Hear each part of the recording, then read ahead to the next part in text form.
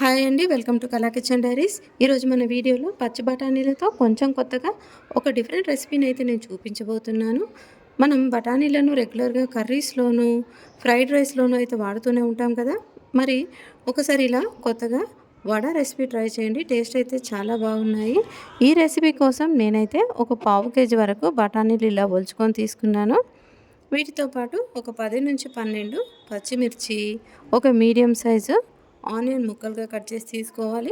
అలాగే ఒక 10 ఎల్లుల్లిపాయలు పొట్టు తీసి, అలాగే ఒక స్పూన్ జీలకర్ర, ఒక స్పూన్ సాల్ట్ తీసుకొని ఒక మిక్సీ జార్లోకి మనం తీసుకున్న పచ్చిమిర్చి, పొట్టు తీసి పెట్టుకున్న ఎల్లుల్లిపాయలు, జీలకర్ర, సాల్ట్ ఇవన్నీ కూడా వేసి వాటర్ ఏమీ కలపాల్సిన పని లేదు.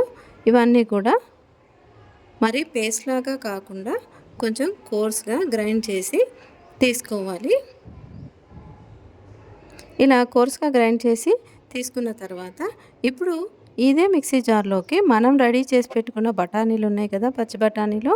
ఈ బఠానీలన్నీ కూడా ఈ మిక్సీ జార్లోకి తీసుకొని, అలాగే మనం కట్ చేసి పెట్టుకున్న ఉల్లిపాయలు ఉన్నాయి కదా, ఉల్లిపాయలు కూడా మిక్సీ జార్లోకి తీసుకొని వీటిని కూడా కొంచెం కోర్స్గా గ్రైండ్ చేసి తీసుకోవాలి. మరి పేస్ట్లో అవసరం లేదు, కోర్స్గా గ్రైండ్ చేసి ఇప్పుడు ఈ మిక్చర్ అంతా కూడా ఒక బౌల్లోకి షిఫ్ట్ చేసుకోవాలి. పచ్చి బఠానీలు మన వంటలకి రుచితో పాటు ఆరోగ్యాన్ని కూడా అందిస్తాయి.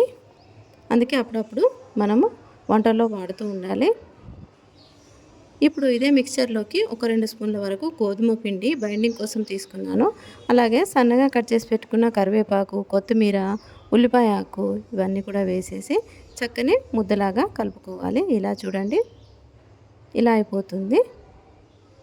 ఇప్పుడు ఒక కవర్ తీసుకొని కొంచెం వాటర్ అద్దుకొని మనం ప్రిపేర్ చేసుకున్న బఠానీ మిక్చర్ ఉంది కదా, ఇదంతా కూడా ఇలా బాల్స్ లాగా చేసుకొని వడల్లాగా ఒత్తుకోవాలి. ఇప్పుడు స్టవ్ వెలిగించి కడాయిలోకి డీప్ ఫ్రైకి సరిపడా ఆయిల్ తీసుకొని, ఆయిల్ చక్కగా హీట్ అయిన తర్వాత ఫ్లేమ్ని మీడియంలోకి అడ్జస్ట్ చేసుకొని మనం ఒత్తుకున్న వడలన్నీ కూడా ఈ ఆయిల్లోకి వేసి చక్కగా వడలన్నీ కూడా 2 వైపులా గోల్డెన్ బ్రౌన్ కలర్ వచ్చేంత వరకు ఫ్రై చేసి తీసుకుంటే మన టేస్టీ వడ అయితే రెడీ అయిపోతుంది. ఈ వడలు మార్నింగ్ బ్రేక్ఫాస్ట్లోకైనా, ఈవినింగ్ స్నాక్స్లోకైనా తింటే చాలా టేస్టీగా ఉంటాయి. నేను ఇక్కడ సొరకాయ చట్నీతో సర్వ్ చేశాను. వీడియో నచ్చితే లైక్ చేయండి. Thanks for watching.